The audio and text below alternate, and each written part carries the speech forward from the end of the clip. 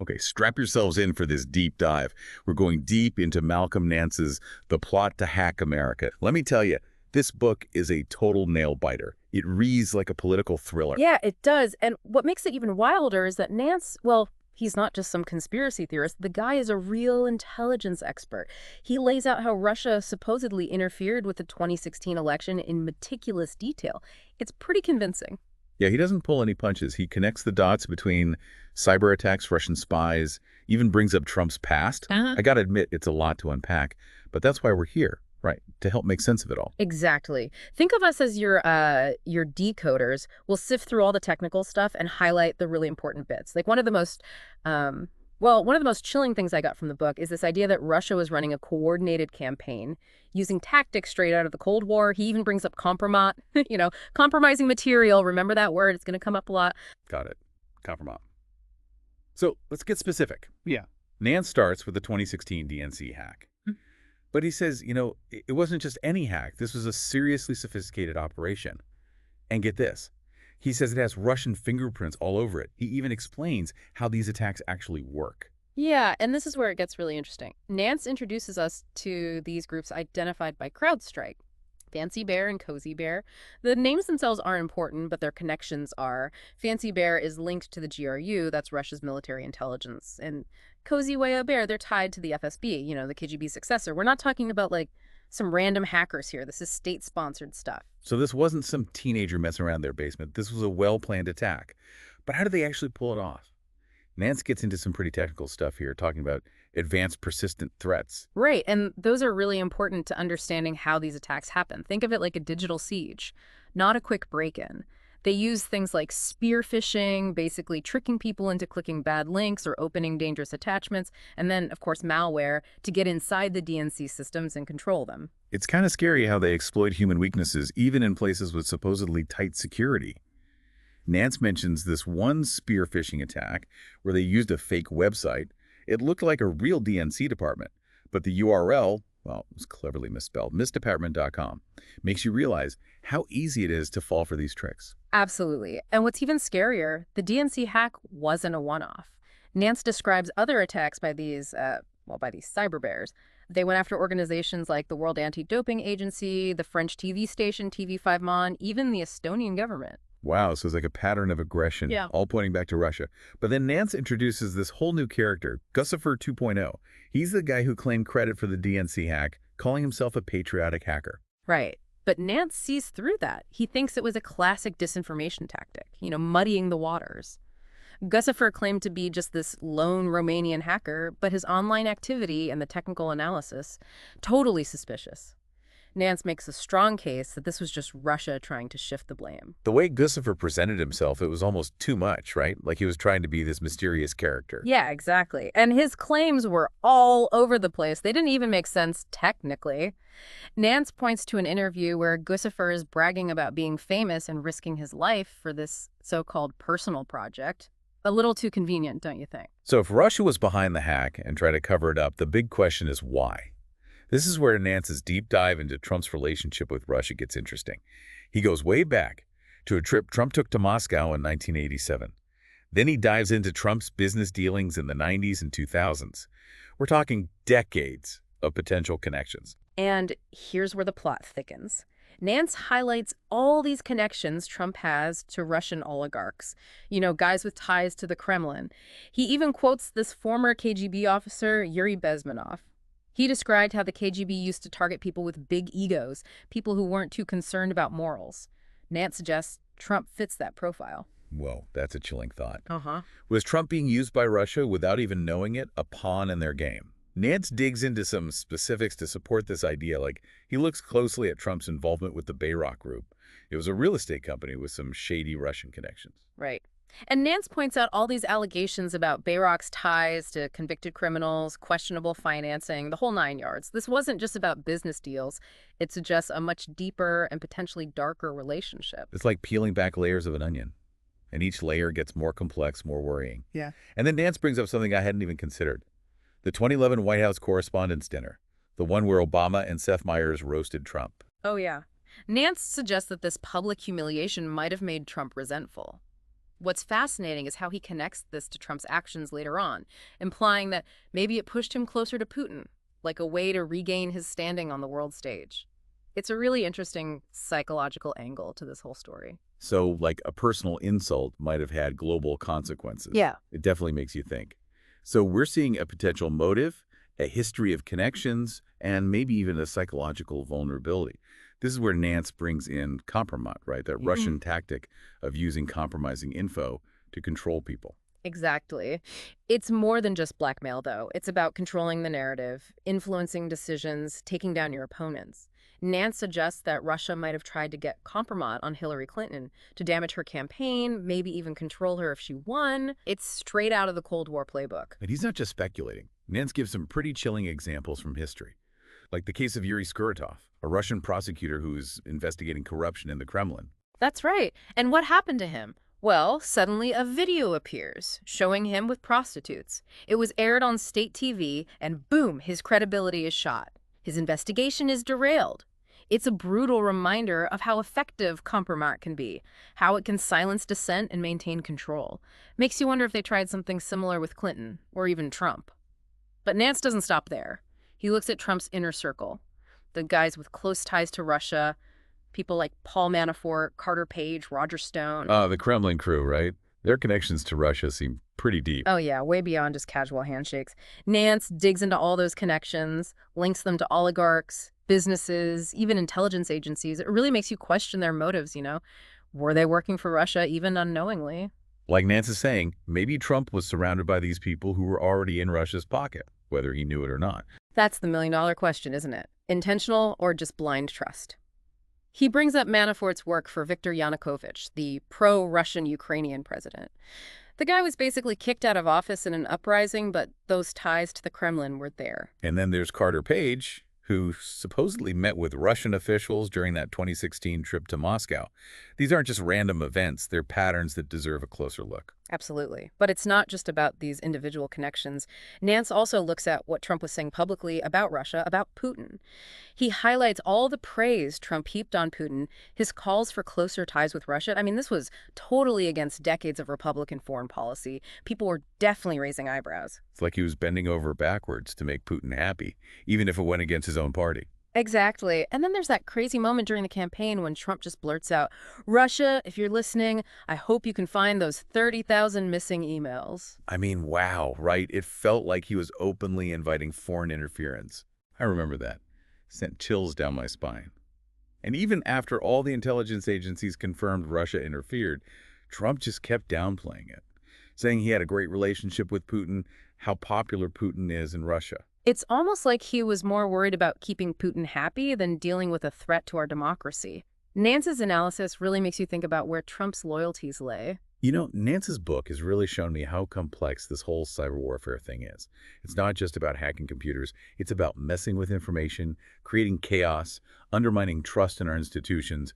It's a whole new kind of battlefield. It really is, and one we're still trying to figure out. But what's really worrying is that this kind of aggression isn't unique to Russia.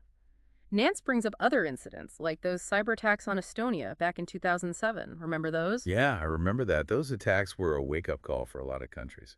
It started with this dispute over a Soviet war memorial, then escalated into a full-blown cyber attack. They basically shut down Estonia's internet.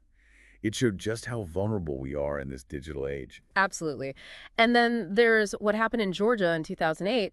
Nance talks about how Russia used cyber attacks alongside their military forces during that conflict over South Ossetia and Abkhazia.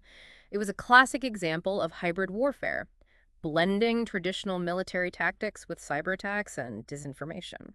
A scary, effective strategy. These cyber attacks weren't just about disrupting websites or stealing data.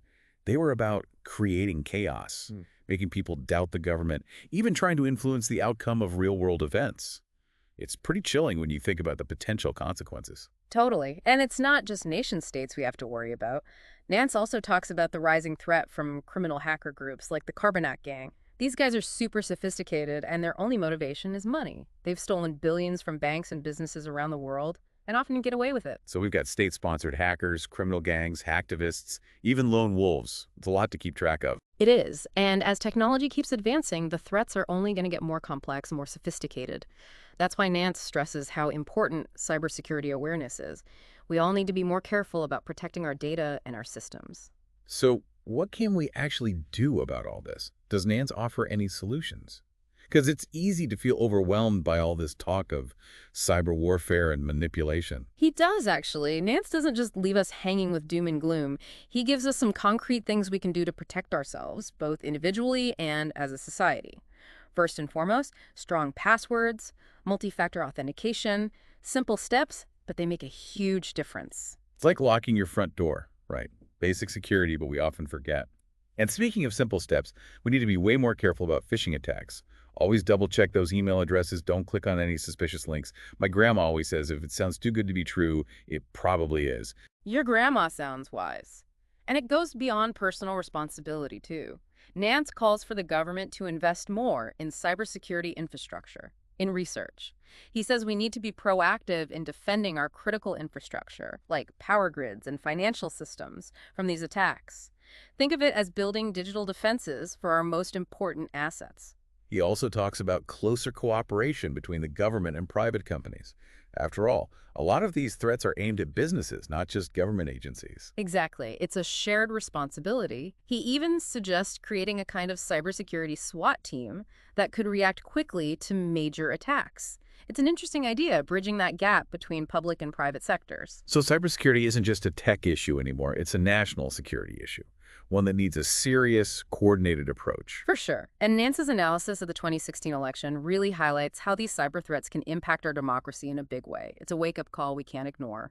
One thing that really struck me was how Nance puts the 2016 election interference in the context of Russia's broader goals. He argues that this wasn't just a random event. It was part of a bigger strategy to weaken the West, to make Russia powerful again. He does, and this is where his analysis of Putin gets really fascinating. He portrays Putin as this incredibly strategic, calculating guy, someone who sees the world as a zero-sum game. If the West wins, Russia loses.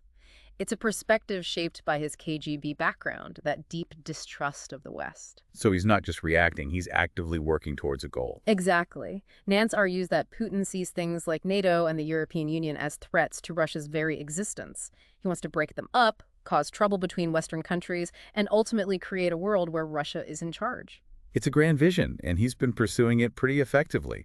Nance points out how Putin has used the openness and interconnectedness of Western societies against us. Our strengths have become our weaknesses. It's scary how well he's been able to manipulate our systems, create divisions within our own countries.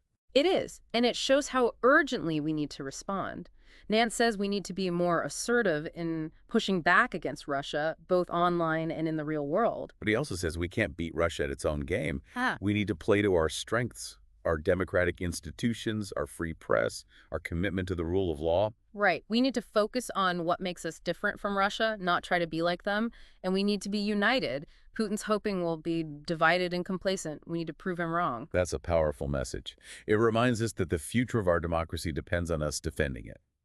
But there's still one piece of the puzzle we haven't talked about. WikiLeaks. What role did they play in all this? That's right. Nance doesn't shy away from scrutinizing WikiLeaks and Julian Assange. He suggests that WikiLeaks, whether they meant to or not, became a tool for Russian intelligence. That's a serious accusation. What evidence does he have?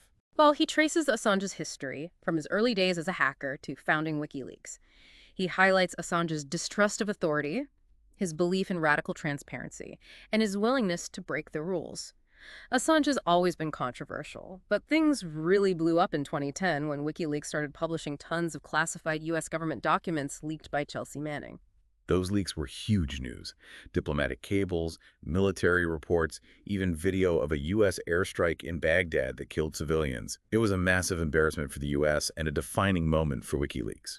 Absolutely. Assange became this international figure. Some people saw him as a hero for free speech. Others called him a dangerous traitor. But Nance suggests that Assange's actions, even if they were well-intentioned, played right into Russia's hands. So, Well, Nance points to some questionable connections between Assange and Russia.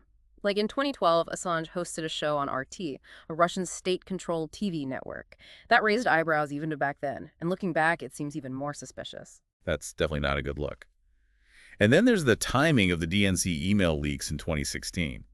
Nance says those leaks, right in the middle of the election, were clearly meant to help Trump and hurt Clinton. And remember, WikiLeaks refused to say where they got those emails, which made people think Russia was involved. It all adds up to a pretty shady picture. So is Nance saying that Assange was deliberately working with Russia? He doesn't say it outright, but he does suggest that Assange was, at the very least, what they call a useful idiot for the Kremlin. You know, keep your friends close and your enemies closer. Nance seems to think Russia was able to use Assange's beliefs and his platform to further their own agenda. That's a disturbing thought, and it really makes you think about WikiLeaks' role in the 2016 election. But beyond this specific case, Nance's book seems to be making a bigger point about how warfare is changing and the new threats we face in the 21st century. You're right, this isn't just about the 2016 election. It's about the future of our world. How do we deal with these increasingly complex and dangerous situations? Nance argues that we're in a new kind of war, where the battle lines are blurred, the weapons are invisible, and it's hard to tell who the enemy is. He paints this picture of Russia waging an information war against the West, and the 2016 election was just one battle in that war. Like we're living in a spy novel, but with hackers and social media instead of secret agents and code words. Exactly, and Nance is warning us to wake up. He's urging us to be aware of the threats, to think critically about the information we see, and to actively defend our democracy. So it's not just about the 2016 election, it's about the future of our world. The choices we make today will determine how this conflict plays out. It's a story we're all writing, whether we realize it or not. That's a powerful way to put it. It emphasizes the responsibility we all have to be informed, to be engaged, to be vigilant. The stakes are incredibly high. We're not just talking about politics, we're talking about the foundations of our freedom and security. So it's like Nance is saying, look, this is a real threat and it's not going away. But at least now we know more about it, right? Understanding how these guys operate, that's got to be the first step to fighting back. So let's dig a bit deeper into Nance's take on Putin himself. What makes this guy tick? What are his motivations? Well, Nance portrays Putin as this, incredibly shrewd, almost ruthless kind of operator. Don't forget, he came up through the KGB, so he sees everything through that lens. Deeply suspicious of the West, always trying to bring Russia back to what he sees as its rightful place. It's a worldview shaped by history, by ambition, the whole deal. It's like something out of a Cold War spy movie, but with a modern twist. So if Putin really sees the West as the enemy, what's his endgame here? What's he ultimately after? Nance argues that Putin believes the way the world works right now is fundamentally unfair to Russia. He wants to shake things up, create a new world order where Russia's calling the shots, a major power with influence stretching across Eastern Europe. It's all about restoring what he sees as Russia's greatness, putting them back on top. So it's not just about cyber attacks or meddling in elections, it's about power, shifting the whole balance of global power. But how does he plan to do that? Does Nance give us any clues about Putin's strategy? Nance thinks Putin sees the things we consider our strengths in the West, our open societies, our interconnectedness, our democratic values. He sees them as weaknesses to exploit. He uses things like disinformation and propaganda to divide us, make us distrust our own institutions, weaken us from the inside. It's subtle, sneaky, and really hard to fight. Like a virus, almost. It gets in, spreads, and messes everything up from within. And with social media these days, it's easier than ever to spread lies and manipulate people. It's a scary thought, but one we gotta face. It is scary, but knowing about it is half the battle. Nance says that recognizing these tactics is the first step. He says we need more investment in cybersecurity, a smarter foreign policy, and a renewed commitment to those democratic values. He thinks that if we stand together, build on our strengths, and call out those lies when we see them, we can actually stop Putin. So it's a call to action, right? Nance is telling us to be aware, be informed, and stand up for our democracy. It's a reminder that freedom isn't just handed to you. You got to fight for it. Constantly guard against threats, both from within and outside. He's absolutely right. And what I find really powerful about what he's saying is that it's not about becoming like Russia, more secretive, more authoritarian. It's about holding on to what makes us different, what makes us strong, our open societies, our commitment to the rule of law, respecting individual freedoms. Those are the things worth fighting for, the things that will ultimately win out. So we've taken this deep dive into the plot to hack America. But where do we go from here? What does it all mean for us, the listeners? I think the main thing is not to get overwhelmed by how complicated it all is. We each have a part to play. Educate ourselves, think critically, demand transparency from our leaders, and hold them accountable. Support organizations fighting for democracy and speak out against injustice, against lies. Remember, apathy, not caring, that's what the bad guys want. Getting involved, that's our best defense. Well said. This has been a real eye-opener, no doubt about it. Nance's book is a wake-up call, but it's also a call to action. It reminds us that we're not just watching this all happen, we're part of it. The choices we make as individuals and together will shape what happens next. So as always, we'll leave you with this. What are you going to do differently now? What actions will you take to protect your freedoms, to strengthen your democracy, to make sure the future is one where truth and justice win? Think about it.